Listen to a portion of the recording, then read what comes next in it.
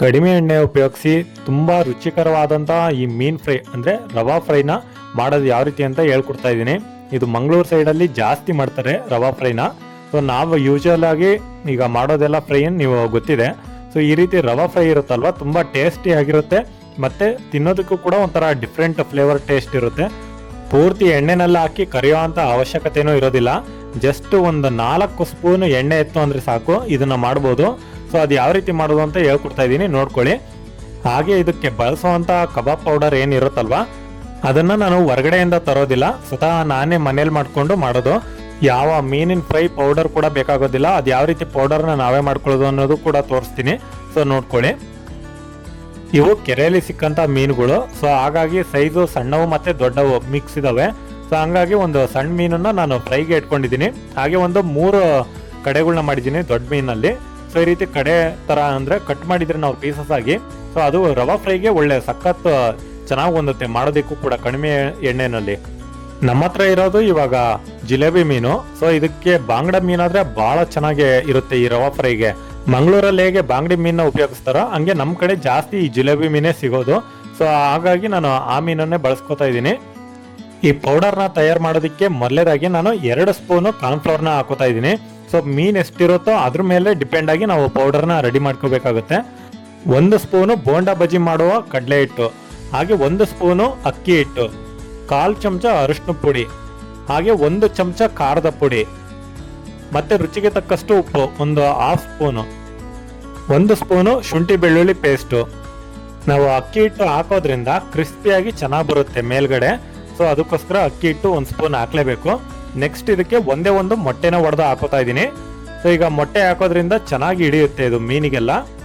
ನಿಮ್ಮ ಹತ್ರ ಇವಿಷ್ಟು ಐಟಮ್ಸ್ ಇಲ್ಲ ಜಾಸ್ತಿ ಅಂತ ಅಂದರೆ ನೀವು ಕಬಾಬ್ ಪೌಡರ್ ಇರುತ್ತಲ್ವ, ಫಿಶ್ ಫ್ರೈ ಪೌಡರ್ ಅಂತ, ಸೊ ಅದನ್ನೇ ನೀವು ಡೈರೆಕ್ಟಾಗಿ ಹಾಕಿ ಅದಕ್ಕೆ ಏನೇನು ನೆಕ್ಸ್ಟ್ ಇರುತ್ತೋ ನಿಮ್ಮ ಹತ್ರ ಉಪ್ಪು, ಖಾರ, ಶುಂಠಿ ಬೆಳ್ಳುಳ್ಳಿ ಪೇಸ್ಟು, ಮೊಟ್ಟೆ ಇವಿಷ್ಟನ್ನ ಹಾಕಿದ್ರೂ ನಡೆಯುತ್ತೆ. ಕಾರ್ನ್ಫ್ಲವರ್ ಇಲ್ಲ ಅಂದ್ರೂ ಕೂಡ ತಲೆ ಕೆಡಿಸ್ಕೋಬೇಡಿ. ಈಗ ಮಸಾಲೆನೆಲ್ಲ ನಾವು ಚೆನ್ನಾಗಿ ಮಿಕ್ಸ್ ಮಾಡಬೇಕಾಗುತ್ತೆ. ಸೊ ನೋಡ್ತಾ ಇರ್ಬೋದು, ಈ ಹದ ಇರಬೇಕು. ನಾನಿವಾಗ ಮಿಕ್ಸ್ ಮಾಡಬೇಕಾದ್ರೆ ಕಾಣ್ತಾ ಇರ್ಬೋದು, ಸ್ವಲ್ಪ ಗಟ್ಟಿಯಾಗೂ ಇದೆ ಮತ್ತೆ ಹಂಗಂತ ಪೂರ್ತಿ ತೆಳುವಾಗೂ ಇಲ್ಲ, ಪೂರ್ತಿ ಗಟ್ಟಿಯಾಗೂ ಇಲ್ಲ. ಈ ಹದ ಇದ್ರೆ ಚೆನ್ನಾಗಿ ಅಂಟುತ್ತೆ ಅದಕ್ಕೆ ಮೀನಿಗೆಲ್ಲ. ಅಕಸ್ಮಾತಾಗಿ ಗಟ್ಟಿ ಏನಾರ ಆದ್ರೆ ನೀವು ನೀರಂತೂ ಮಿಕ್ಸ್ ಮಾಡೋಂಗಿಲ್ಲ. ಬೇಕಾದ್ರೆ ಒಂದ್ ಸ್ವಲ್ಪ ನಿಂಬೆ ಹಣ್ಣನ್ನ ಹಿಂಡ್ಕೊಳ್ಳಿ. ನೀವು ನಿಂಬೆ ಹಣ್ಣನ್ನ ಹಿಂಡಿದ್ರೆ ಅಂದ್ರೆ ನಿಮಗೆ ತೆಳುವಾಗಿ ಸಿಗುತ್ತೆ. ಅಕಸ್ಮಾತಾಗಿ ಮತ್ತೆ ನೀರು ಮಾತ್ರ ಹಾಕಕ್ ಹೋಗ್ಬೇಡಿ.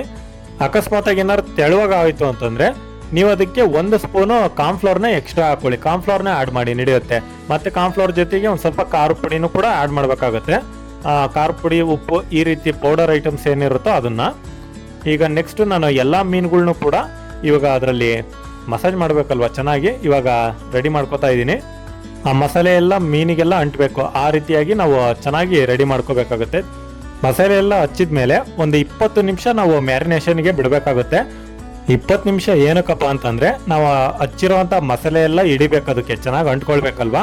ಸೊ ಫ್ರೈ ಮಾಡಬೇಕಾದ್ರೆ ನಾವು ಅದು ಎಲ್ಲ ಕದಲಬಾರ್ದು ಮಸಾಲೆ. ಸೊ ಮೀನಿಗೆ ಅಂಟ್ಕೊಂಡು ಹಾಗೆ ಇರಬೇಕು. ಸೊ ಅದಕ್ಕೋಸ್ಕರ ಒಂದು 20 ನಿಮಿಷ ಬಿಡೋಣ. ಈಗ 20 ನಿಮಿಷ ಬಿಟ್ಟ ನಂತರ ನಾನು ತೆಗೆದು ತೋರಿಸ್ತಾ ಇದ್ದೀನಿ. ಮಸಾಲೆ ಎಲ್ಲ ಚೆನ್ನಾಗಿ ಅಂಟ್ಕೊಂಡಿದೆ ಅದಕ್ಕೆ. ಸೊ ಇವಾಗ ಅಂಟ್ಕೊಂಡ ನಂತರ ಈಗ ರವೆ ಯಾವ ರೀತಿ ಮಿಕ್ಸ್ ಮಾಡೋದು ಇದಕ್ಕೆ ಅಂತ ತೋರಿಸ್ತೀನಿ, ನೋಡ್ಕೊಳ್ಳಿ. ರವೆ ಅಂತಂದ್ರೆ ನಾವು ಚಿರೋಟಿ ರವೆನ ಉಪಯೋಗಿಸ್ಬೇಕಾಗುತ್ತೆ. ಸೊ ಈ ಚಿರೋಟಿ ರವೆ ನೀವು ಗೊತ್ತಿರುತ್ತೆ ಎಲ್ಲರಿಗೂ.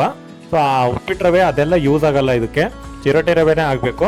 ಸೊ ಅದನ್ನ ಈ ರೀತಿ ಒಂದು ಪ್ಲೇಟಿಗೆ ಹಾಕೊಂಡು ಒಂದೊಂದೇ ಮೀನನ್ನ ನಾವು ಜಸ್ಟ್ ಬರೀ ಒಂಚೂರು ಟಚ್ ಮಾಡಿದ್ರೆ ಸಾಕು. ನಿಮಗೆ ತೋರಿಸ್ತಾ ಇದ್ದೀನಿ ನೋಡಿ, ಇವಾಗ ಜಸ್ಟ್ ಇಷ್ಟು ಟಚ್ ಮಾಡಿದ್ರೆ ಸಾಕು, ಅದೇ ಅಂಟ್ಕೊಂಡ್ಬಿಡುತ್ತೆ ಎಲ್ಲ ಕಡೆ ನೀಟಾಗಿ. ಮತ್ತೆ ಯಾವ ಕಡೆ ಗ್ಯಾಪ್ ಇರುತ್ತೆ ನೀವೇ ಒಂದು ಸ್ವಲ್ಪ ತೆಗೆದು ಆ ಗ್ಯಾಪ್ನ ಫಿಲ್ ಮಾಡಿದ್ರೆ ಮುಗೀತು.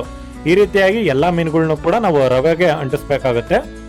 ಈಗ ಎಲ್ಲ ಪೀಸ್ಗಳ್ನು ರವೆ ಅಂಟಿಸಿದ್ದೀನಿ, ನೋಡ್ತಾ ಇರ್ಬೋದು.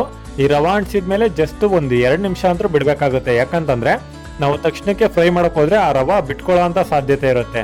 ಸೊ ಅದಕ್ಕೋಸ್ಕರ ಒಂದು 2 ನಿಮಿಷ ಬಿಟ್ಟು ಆಮೇಲೆ ಅದೆಲ್ಲ ಅಂಟ್ಕೊಂಡ್ಮೇಲೆ ಮೀನಿಗೆ ಆ ಮಸಾಲೆಗೆಲ್ಲ ಅಂಟ್ಕೊಂಡ್ಮೇಲೆ ನೆಕ್ಸ್ಟ್ ನಾವು ಕರಿಬೇಕಾಗುತ್ತೆ. ನಾನು ಆಗ್ಲೇ ಹೇಳ್ದಾಗೆ ಇದು ಎಣ್ಣೆಲಿ ಹಾಕಿ ಕರಿಯೋದಲ್ಲ, ಜಸ್ಟ್ ಕಡಿಮೆ ಎಣ್ಣೆ ಉಪಯೋಗಿಸಿ ಮಾಡೋ ಅಂಥದ್ದು ಅಂತ. ಸೊ ಅದಕ್ಕೋಸ್ಕರ ಒಂದು ತವಾ ತಗೊಂಡಿದ್ದೀನಿ, ತವಾನೇ ಆಗಬೇಕು ಈ ರೀತಿ ಅಗಲವಾಗಿರೋದು. ಇದಕ್ಕೆ ಒಂದು 4 ಸ್ಪೂನು ನಾನು ಎಣ್ಣೆನ ಬಿಡ್ಕೋತಾ ಇರೋದು, ಜಾಸ್ತಿ ಬಿಡ್ಕೋತಾ ಇಲ್ಲ. ಎಣ್ಣೆಲಿ ಹಾಕಿ ಕರಿಬೇಕು ಅಂತಂದ್ರೆ ಮಿನಿಮಮ್ 1/4 ಲೀಟ್ರಿಂದ ಅರ್ಧ ಲೀಟ್ರ್ ತನಕ ಎಣ್ಣೆ ಹೋಗುತ್ತೆ. ಇದಕ್ಕೆ ಮಾತ್ರ ಜಸ್ಟ್ ಒಂದು 4 ಸ್ಪೂನ್ ಆದ್ರೆ ಸಾಕು, ಎಣ್ಣೆ ಬೇಕಾದಂಗೆ ಆಗುತ್ತೆ. ಒಂದು 100 ml ಆದ್ರೆ ಸಾಕು. ಇವಾಗ ನಾವು ಒಂದು ಸ್ವಲ್ಪ ಎಣ್ಣೆ ಕಾದ ನಂತರ ನಾವು ಎಲ್ಲ ಮೀನುಗಳ್ನು ಕೂಡ ಇವಾಗ ನಿಧಾನಕ್ಕೆ ಒಂದೊಂದೇ ಇಡ್ತಾ ಹೋಗೋಣ. ಸೊ ಒಂದು ಸೈಡ್ ಮಾತ್ರ ಈಗ ನಿಲ್ಲಿಸ್ತಾ ಇದ್ದೀನಿ ಈ ರೀತಿಯಾಗಿ. ಈಗ 4 ಪೀಸ್ಗಳನ್ನ ಹಾಕಿದ್ದೀನಿ ನಾನು. ಇವಾಗ ನಾವು ಸ್ವಲ್ಪ ಕಾದ ನಂತರ ಅದನ್ನ ಉಲ್ಟಾ ತಿರುವಾಗ್ತಾ ಹೋಗ್ಬೇಕಾಗುತ್ತೆ. ಎಲ್ಲಾ ಸೈಡು ಕೂಡ ನಾವು ಚೆನ್ನಾಗಿ ಬೇಯಿಸ್ಬೇಕು ಇದಕ್ಕೆ. ಸೊ ಇವಾಗ ಎಲ್ಲವನ್ನೂ ಕೂಡ ತಿರುವಾಕೋತಾ ಇದ್ದೀನಿ. ಮಸಾಲೆ ಆಗ್ಲಿ ರವೆ ಆಗ್ಲಿ ಎಲ್ಲೂ ಕೂಡ ಬಿಟ್ಕೋತಾ ಇಲ್ಲ, ಎಲ್ಲ ಮೀನಿಗೆ ಅಂಟ್ಕೊಂಡಿದೆ ಹಾಗೇನೆ. ಅಂದ್ರೆ ನಾವು ಮಾಡಿರೋದು ಪರ್ಫೆಕ್ಟ್ ಆಗಿದೆ ಅಂತ ಅರ್ಥ, ಮಸಾಲೆ ಆಗ್ಲಿ ರವೆ ಆಗ್ಲಿ. ಸೊ ಈಗ ಅದಕ್ಕೊಂದು ಸ್ವಲ್ಪ ಕರ್ಬೇವನ್ನ ಹಾಕ್ತಾ ಇದ್ದೀನಿ. ಕರ್ಬೇವು ಹಾಕೋದ್ರಿಂದ ಟೇಸ್ಟ್ ಸಖತ್ತ ಬರುತ್ತೆ ಮೀನಿನ ಫ್ಲೇವರು.